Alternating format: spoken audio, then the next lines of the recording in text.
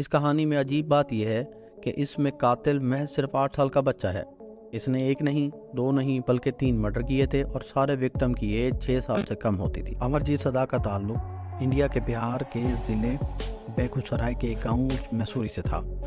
इस गांव की खासियत थी कि इस गांव में काफ़ी बच्चे थे जो इकट्ठे खेलते और पढ़ते थे। इस गांव के लोग मजदूरी करके अपना गुजारा करते थे। चुनचुन देवी हर रोज़ खुशबू को स्कूल छोड़ाती और शाम को वापस ले आती। एक दिन जब चुनचुन देवी अपनी 6 साल की बेटी को लेने गई तो वहाँ पर खुशबू नज़र नहीं आ रही थी। इतनी छोटी बच्ची जब गुम हो जाए तो एक माँ पर क्या गुजरती है आप बेहतर समझ सकते हैं। थोड़ी देर के बाद सदा फैमिली का एक मेंबर इसके पास आया और कहता है कि शायद उसे पता है कि खुशबू कहाँ है। दोनों मिलकर नज़दीकी पुलिस स्टेशन जाते हैं और बच्चे के गायब होने की रिपोर्ट लिख पाते हैं। क्योंकि ये छोटी बच्ची का मामला होता है तो पुलिस भी जल्द एक्टिव हो जाती है। इन्वेस्टिगेशन के दौरान इन्हें रियलाइज़ होता है कि इस तरह के इंसिडेंट पहले भी हो चुके हैं। एक नहीं 2 बार, यानी 2 लड़कियां इसी गांव की ऑलरेडी गायब हैं। जब और पूछताछ की जाती है तो पता चलता है कि वो भी इसी ख़ानदान से थी। ये बात पूरे गांव में फैल जाती है कि गांव से 1 नहीं 2 नहीं 3 लड़कियां गायब हैं, तो पूरे गांव में दहशत फैल जाती है। इसी सदा ख़ानदान का एक आदमी जो पुलिस की मदद कर रहा होता है वो पुलिस को गांव ले जाता है, जहां पुलिस पहली बार 8 साल के बच्चे अमरजीत सदा से मिलती है। पुलिस इस बच्चे से पूछती है कि क्या तुमने खुशबू को देखा है, लेकिन बच्चा कुछ कहता नहीं बल्कि स्माइल करता है। अब इसी वजह से पुलिस को लगता है कि इस बच्चे को कुछ ना कुछ तो पता है। पुलिस को लगता है कि शायद इसने किसी को देखा हो जो खुशबू को उठाकर ले गया हो। इस वजह से इस बच्चे को पुलिस स्टेशन में ले जाया जाता है। अब पुलिस स्टेशन में अमरजीत का बिहेवियर बहुत अजीब सा होता है।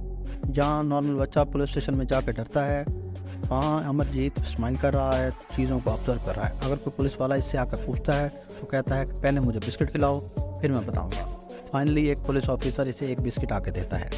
अमरजीत खुश होकर कहता है हाँ उसे पता है खुशबू कहाँ है। वो कहता है खुशबू अब मर चुकी है, उसको इसलिए पता है कि उसी ने खुशबू को मारा है। ये सब देखकर पुलिस के लिए ज़रूरी हो जाता है कि उससे पूछे कि अमरजीत ने ये सब कैसे किया। इस बात पर अमरजीत कहता है वो स्कूल में था जब उसने खुशबू को देखा, वो अकेली थी, तो अमरजीत कहता है मैं उसे वहाँ से उठा लाया। झाड़ियों के बीच लाकर उसने खुशबू का गला घोंटने की कोशिश की, लेकिन वो कहता है कि जब मैं खुशबू का गला घोंट रहा था तो उसे मज़ा नहीं आ रहा था।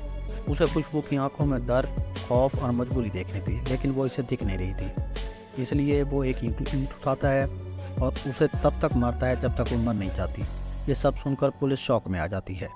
अमरजीत का केस बहुत ही पेचीदा था। इसकी पैदाइश 1998 में हुई। इसके वालिदैन बहुत गरीब थे। इसके वालिद मजदूर थे और माँ एक हाउसवाइफ थी। गुर्बत की वजह से अमरजीत अपने आप को और अपने वालिदैन को जलील होते देख रहा था। अमरजीत एक डिस्टर्ब चाइल्ड था। वो लोगों से झगड़ता, बदतमीज़ी करता, उसका गुस्सा दिन ब दिन बढ़ता जा रहा था। जो 2 लड़कियां सदा ख़ानदान से गायब हुई थी उन दोनों का कत्ल भी अमरजीत ने किया था।